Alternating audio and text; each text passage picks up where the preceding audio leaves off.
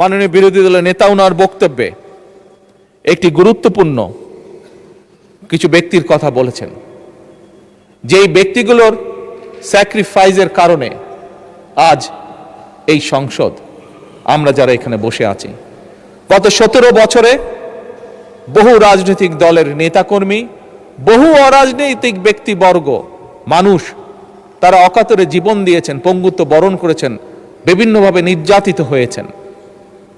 এই 17 বছরে মাননীয় বিরোধী দলীয় নেতা বলেছেন তাদের জন্য একটা কিছু করার। আমি ওনার সাথে সম্পূর্ণ একমত। এই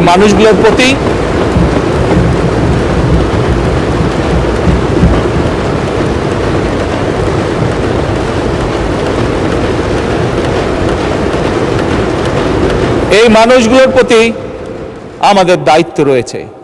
যতটুকু আমাদের সামর্থ্য, রাষ্ট্র বা সরকারের সামর্থ্য, সেই অবস্থান থেকে আমি আমার এবং বিরোধী দলীয় নেতার পক্ষ থেকে মাননীয় অর্থমন্ত্রীকে অনুরোধ জানাবো যে এই মানুষগুলোর জন্য ব্যবস্থা গ্রহণ করার জন্য।